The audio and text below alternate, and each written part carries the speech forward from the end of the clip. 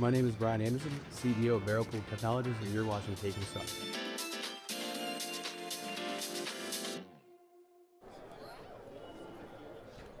2 minutes to go into the close. The Dow Jones Industrial Average was created all the way back in 1896, and on this Friday, February 6th, 130 years later, it is expected to finish above 50,000 for the first time in history. The great Einstein of Wall Street, the institution, inside the institution, joined us for this historic milestone. And I was here when they started it, you know that, right? 1896. Yes, I was. Yeah, you don't even look at remotely. I don't look at day What over do you make of the tape, the return, the recovery we've had today, and of course Dow 50K, Peter? You know what, I fear for those people who got really scared out of the market yesterday because there were a lot, right? The narrative got so dark, as we always talk about, that, you know, the advance versus declines. Yesterday was a legitimate sell-off. I mean, you look, one day does not make a market, we know that. But you know what, I mean, it was all about the jobs number that came out. People were just trying to lunge at something to get a feeling, because all of February has been one day up, one day down. We had 2 days, Tuesday and Wednesday were the mirror image of each other. We opened one day up and closed down, and one day down and closed up. So people were trying to position themselves. And then yesterday, we had just nothing but sell side. The whole tape looked really sort of negative, with the VIX up almost 16%. So that just showed that people were fearful. And then we came in today, and you know, whether it was that surge coming in, you know, I'm not really clear what this is about. The volume has been spectacular. Yeah. Right? Every day in February has been $1.5 billion. That's 30% more. That means people are they're buying stock with intention. Yep. Right? They're putting money to work. We're about 6-1, up volume and down volume. We'll pick it up after the bell. Einstein, thank you.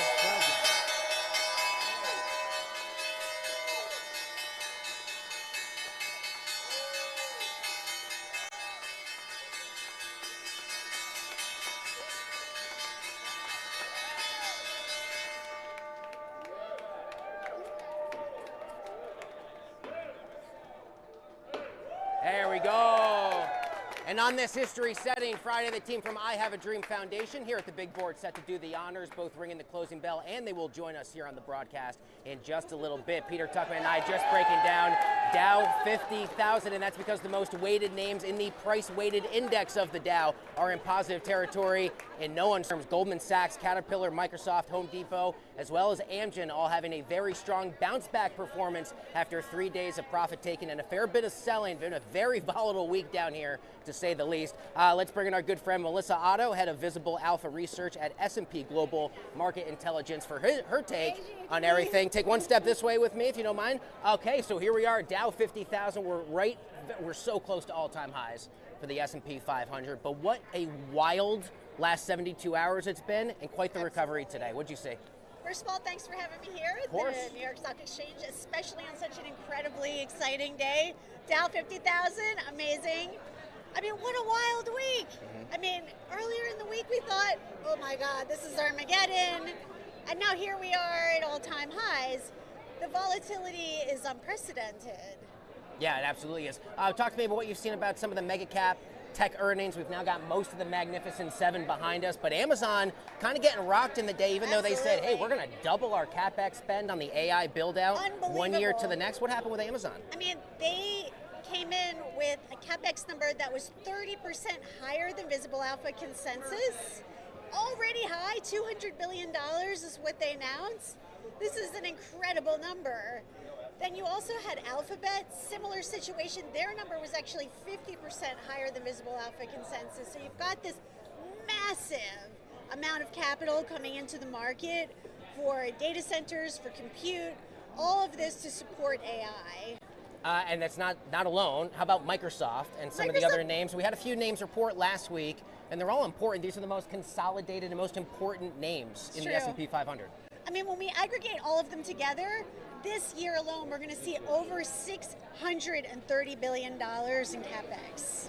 Unbelievable. Wow. Absolutely. How does this set the stage for NVIDIA, Jensen Huang and co? They tend to now report at the very tail end of the earnings season. They kind of let the other mega caps go first, and then it's all eyes on NVIDIA. What will you be looking for a few weeks from now? I mean, we've already started to see estimates for Blackwell and for the data center revenues eking up into the quarter and also for next year. So I would say there's optimism building into estimates and where consensus is headed. Yeah, it's amazing to me how quickly the narrative shifts, because this time 1 week ago, we were talking about the fact so many parts of the financial markets kind of got throttled after the announcement of Kevin Warsh. That seems like a distant memory right now because of how much we've been through in the last 7 days. What are some other additional catalysts, Melissa, you'll be paying attention to in the days and weeks ahead? Memory! Oh my goodness, memory stocks! Oh, yeah. We have seen upward revisions just flying on these names. I mean, the amount of DRAM and high bandwidth memory, the demand for it is astonishing, and the prices of this have just absolutely increased in the past 2-3 months, and you've seen the stock prices doing the same. It'll be interesting to see how valuations start to reflect this difference. Multiples are only trading at 9-10 times when we look out to 2027, so curious to see what the top is there. You're talking names like SanDisk, Lam, Western Digital. I mean, that has been an astounding run for any investor who hasn't paid attention to those stock charts, right? Yes. That's amazing. Before I let you go, anything else big you're paying attention to here for the rest of the month of February? I mean, we're just keeping our eyes out on the whole macro geopolitical picture. I mean, even though the U.S., we're seeing this big rally today, it's again, Dow 50,000. Wow.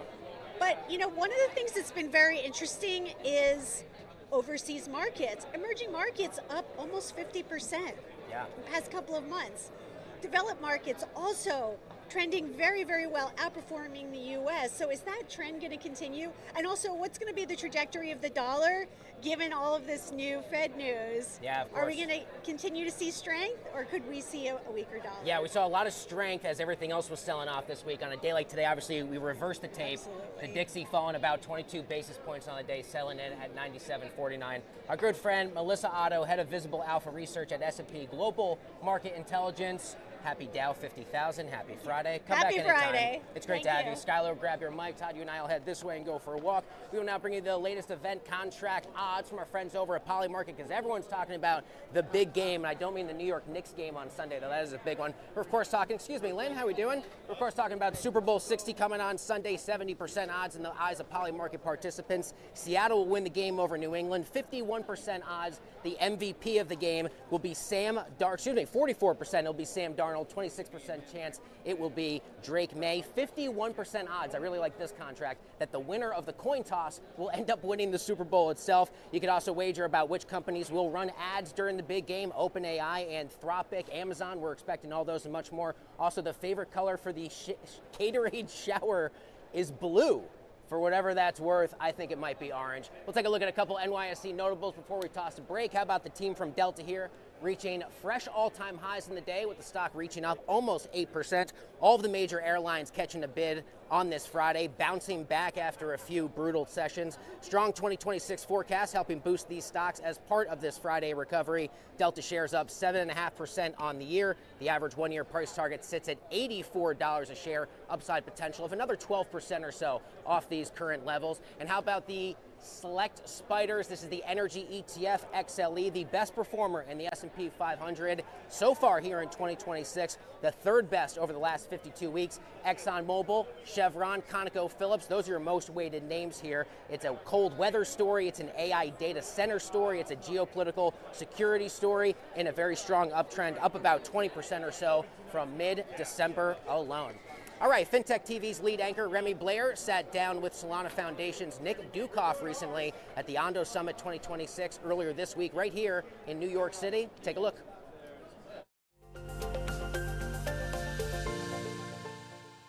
Welcome to FinTech TV. I'm Remy Blair. Ondo Finance has expanded its Ondo Global Markets platform to the Solana blockchain, bringing more than 200 tokenized U.S. stocks and ETFs to the network. Now, these tokenized securities are designed to maintain price parity with traditional markets while operating on public ledger infrastructure. Well, joining me live at the Ondo Summit 2026 in New York City is Nick Dukoff, Head of Institutional Growth at Solana Foundation. Nick, great to have you back on FinTech. Thanks so much for having me. Well, thanks for joining me. So we're here at Ondo Summit 2026, and a lot has changed since last year. So tell us what's happening when it comes to Solana. Yeah, well, so Solana has had a great year on virtually every metric. In 2025, we had $3 trillion in DEX volume, $1 trillion in stablecoin volume. We now have $1.3 billion in RWA TVL, And just yesterday, we had a new all-time high in terms of daily transactions on the network of 150 million transactions on Solana just yesterday. And as you mentioned, Ondo brought their 200 tokenized equities onto Solana just this past month in January. And it was very exciting. You all had me on your set on the floor of the New York Stock Exchange the day of the BitGo IPO. And what was so cool about that was the day that BitGo went public on the New York Stock Exchange, you could buy the tokenized version on Solana via Ondo Global Markets. So that was really exciting. Yeah, and you just mentioned that IPO that took place at the New York Stock Exchange, and a lot of people were talking about that. But of course, tokenization is a big theme as we head into 2026. So what do you expect in terms of innovation and product, not just in the US, but also overseas? Yeah, well, I'm so glad you asked about that because I think the story is a global story. The whole vision of Solana is this idea of internet capital markets, bringing all global investors together to buy any asset on Earth on the same liquidity venue. And when you think about that, it really opens up global investors. So in the 2010s, you had fintech companies like Chime and Revolut providing financial services to the global unbanked. And I think what Solana does is it provides assets to the global unbrokeraged. And so, for example, in Pakistan, there are only 300,000 people with brokerage accounts, but 40 million with a crypto wallet. Here in the United States, for people under 30, there's more people with a crypto wallet than have a brokerage account. And so when you're thinking about something like the BitGo IPO, for example, if you want to give global investors access to that product, they're actually not going to get it on the New York Stock Exchange. They're going to come and they're going to get it on Solana.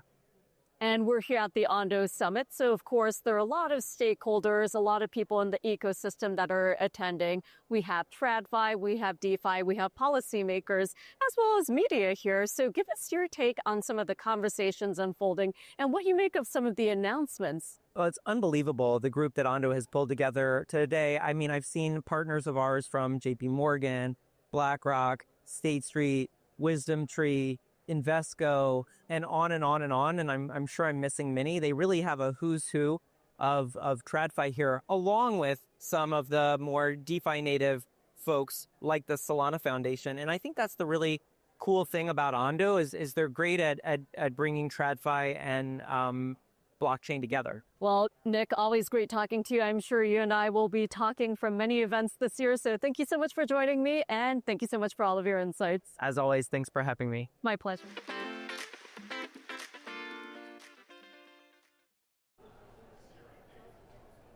Welcome back to the show. You are watching a very special edition of Taking Stock on this history-making Friday here at the New York Stock Exchange with the Dow Jones Industrial Average officially closing above 50,000 moments ago for the first time in history. Time at this hour to give you the latest headlines you need to know in the worlds of fintech, crypto, and artificial intelligence. What a bounce-back session for Bitcoin, Solana, as well as Ether, all up at this hour, above 10%. Next up, the AI wars are going prime time. We were talking about the big game a few moments ago. Anthropic and OpenAI escalating their rivalry with dueling Super Bowl moments set to hit the airwaves on Sunday as both companies fight to win enterprise customers and prove their business models can scale. And finally, speaking of Anthropic, Goldman Sachs teaming up with the AI startup to build AI agents that can automate internal banking tasks as Wall Street pushes deeper into artificial intelligence. Anna Rubleska joins us now down here on the trading floor of the big board. She is the Chief Business Officer at Denari. Happy Friday, and thanks for joining us on the show. Really nice to have you. Thank you, appreciate it. Give me a little bit of an introduction for any of our viewers who don't know too much about Denari. What is it all about, and what are some of your top priorities here in early 2026? Absolutely, so we're a tokenization platform. We focus primarily on US public securities, so stocks, ETFs, BDCs, REITs, you name it, we can tokenize it. We are special in that we have pioneered what the SEC calls the custodial model of tokenization. What that means is that all the benefits, rights, and regulatory structures that make being a shareholder in this country so great are passed through to the token holder. So we're very excited for 2026 and beyond. It seems like a really exciting moment to be in the space. We're talking a lot more about tokenized equities. Why is that conversation, you think, so important right now? It's important because we are seeing, this ability for institutions to start understanding blockchain technology a little bit more and what it can offer both themselves and their end customers. I think this has been a long time coming. We in the space have been talking about this for years. The institutions are coming, and now we've finally gotten to a point where they are here. And I think work like what we're doing, where we're building something that's compliant and compatible with existing financial infrastructure, is helpful in doing that because we can kind of speak that same language and start to communicate those benefits in a way that's understandable and viable. Anna, what does regulatory compatibility look like as part of this broader conversation? And talk to me a bit about the significance of making sure that that's part of the consideration. Yeah, so of course there's a number of approaches to tokenization, around the world. One thing that we thought was really important is, securities laws exist and they've existed for a long time. And so our kind of North Star was, let's build a platform that speaks to those regulations, it's built to that spec, because that way, again, you can start to have really productive conversations with institutions about, what are the benefits of moving on to blockchain infrastructure, and what utility can that really start to offer you. Over the course of the last year, we've talked so much about the changing rules of the road, the blueprint shifting, the new look regulations in the space. For all the progress that has already been made, is there still a lot more work, you think, systemically for the industry that still needs to be done for lawmakers and policymakers? Well, I think I'm not a policy person, but I mean, obviously there's, ongoing conversations in DC around, stablecoin regulation. I think these things are really important. They're going to help the industry move forward.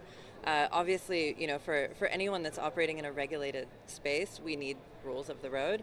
Again, we took a particular path towards that of saying there are already rules governing securities, but there's so much more involved in crypto and even in tokenization that goes beyond that. So we're very excited to see those conversations continue to happen and hope we'll see some great market structure regulation soon. I got less than a minute left. Obviously, we just did the closing bell. Right now, for the world of regular equities, we have a trading day, 9:30 to 4 o'clock. Do you see the world of tokenized assets maybe having expanded hours outside of what we may be used to? Yeah, I mean, I know this has been a conversation in traditional markets for a long time, is, expanding the hours and moving towards a more 24/7 marketplace.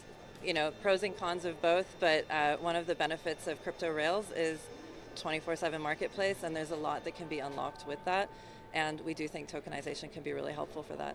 Anna Wróblewska is the Chief Business Officer at Denari. Congratulations on all the success. Come back on the show anytime. Really nice to have you. Thank you so much for having me. I appreciate it. Don't go anywhere. Much more Taking Stock coming up from the big board after this.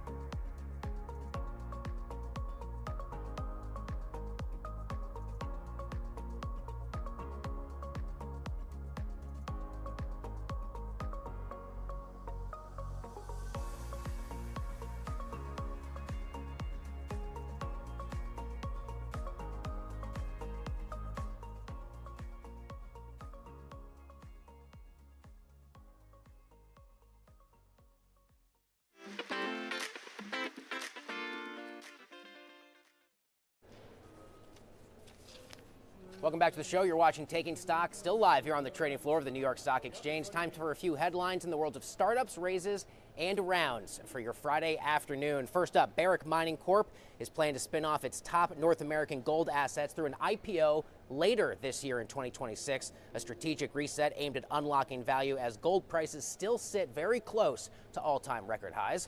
Next up, Ocean Tech getting a bit of a boost. Aperion Labs raising almost $10 million to deploy autonomous underwater robots that collect subsurface ocean data, cutting the cost of monitoring by up to 100x. And finally, at this hour, Y Combinator reversing course, the firm now saying it will once again invest in Canada incorporated startups after a bit of pushback from its founders, reaffirming its commitment to backing Canadian companies. All right, time now to say hello to our third and our final guest on the show, but certainly not the least. Just rang the closing bell. Sarah Morgenthau is the president and CEO of the I Have a Dream Foundation.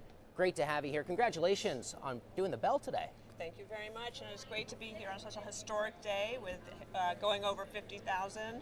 My hope is that this will incentivize everybody to give to IHaveADreamFoundation.org. Absolutely. So talk to me all about your top priorities, and for anyone a bit unfamiliar with it, what are the real core tenets of the foundation? You know, I Have a Dream Foundation is an education nonprofit. We work in low-income communities around the country, first grade to first job.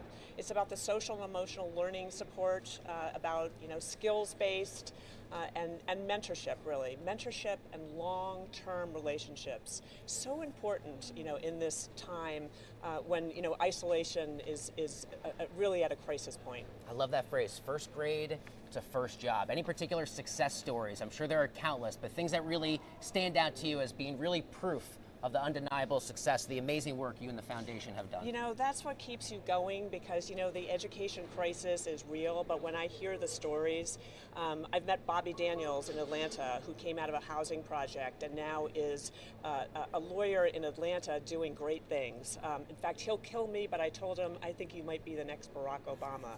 Chanel Fraser was in the Bed-Stuy community of Brooklyn. She met someone named Paul Tudor Jones and Jeff Gorell. Wow. And heard in 6th grade about financial spreadsheets, about hedge funds, went home to her parents. First, she came from a family who hadn't, gone to college before, was intergenerational poverty. She told them that's what she was going to do, and then she ended up 15 years at BlackRock. Wow, that's incredible. Yeah. The modern workforce is always evolving. How do you ensure the foundation is always staying one step ahead in terms of job readiness and job preparedness for people in the foundation, in the program, to ensure that the workforce they enter to, they are as prepared as they can be for what that looks like? Yeah, 100%. These kids are the workforce of the future. The United States of America, we need to have our kids prepared, all kids. So we're working on financial literacy. We're working on AI. And, on top of that, we're working on literacy. The Wall Street Journal had a report that our math and reading scores are at an all-time low for the United States of America. We can't let that happen because these kids are important. They are a workforce of our future. And also, we're talking about competition on the global stage. So the United States needs to stay strong. Sarah, before I let you go, where can people go if they want to find out more? IHaveADreamFoundation.org. Please come and see us. Please come and visit us.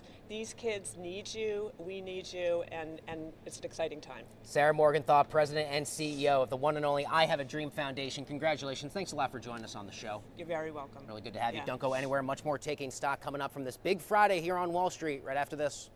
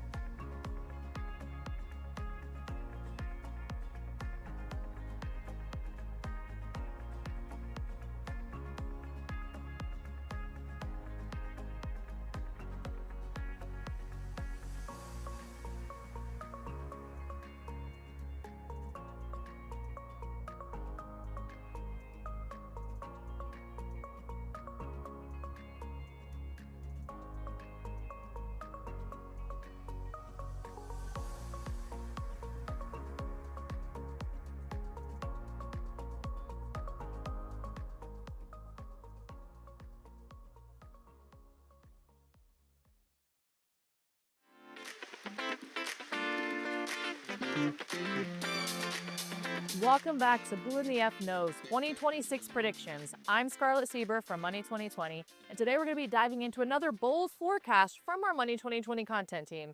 If you're new here, here's the deal. I break down one prediction for the future of finance and give it a verdict. Either bank on it or bounce it. Because in fintech, you can hedge your bets, but let's be honest, who in the F really knows?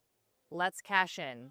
Today's prediction comes from Virginia Alvarez, one of the brilliant minds on our Money 2020 US content team. Virginia says that in 2026, stronger regulations will reshape finance to keep pace with AI, crypto, stablecoins, and tokenized stocks. She's talking about global frameworks and the G20 pushing faster, more transparent, interoperable payments, alongside clearer rules, fraud prevention, and scalability. Translation: a safer, more efficient, more accessible system for everyone. All right, Virginia, all right, I see it. Regulation is the plumbing that lets innovation flow without flooding the basement. On the bank on it side, yes, we need stronger rules for AI and crypto to build trust, protect consumers, and give serious builders a stable playing field. Without that, it's chaos, fraud, and a confidence gap. But here's the reality check and why I'm not ready to cash the full check yet. Regulation moves on a multi-year clock. Look at what's happening over in Europe with the crypto regime. MiCA entered into force in mid-23, but key rules only began applying to stablecoins in June 24 and to most other tokens and service providers in December 24. With technical standards continuing to roll out through 25 and beyond. So in other words, adopted isn't the same as fully implemented. Same story with AI. The EU AI Act was published in 24 of July, entered into force in August 24, and then phases obligations in. Initial probations and literacy requirements in early 25, general purpose AI obligations starting in August 25, and then most remaining rules by August 26. The high-risk system compliance stretching all the way into 27. That is a staggered runway, people, not a single landing. Banking capital? Well, Basel III's endgame has been years in the making. Final reforms agreed in 2017, intended to apply for January 23, with jurisdictions still phasing pieces and aligning details through 25 to 27. Global convergence is slow by design. Even the G20's cross-border payments roadmap set 27 targets for speed, cost, access, and transparency, but we still got a lot to do yet. Momentum is good, but we don't have instant results. So my verdict on this one, Virginia, I have to say is only a partial bank on it. Maybe even a little bit of a bounce, but I love your idea, and here's why. Regulation is absolutely going to shape the rails for AI, crypto, stablecoins, and tokenized assets, but expecting fully harmonized, globally synchronized rules to remake finance by 26, girl, that's optimistic. The timelines tell you this is more comply and build over several years than flip the switch by next year. So what do you all think? Are we on the brink of a regulatory revolution, or should we bounce this check until the rules actually hit the street? Drop your thoughts, and don't forget to check the rest of Who in the F Knows 26 predictions at money2020.com, because in fintech, the only sure bet is that nothing is guaranteed.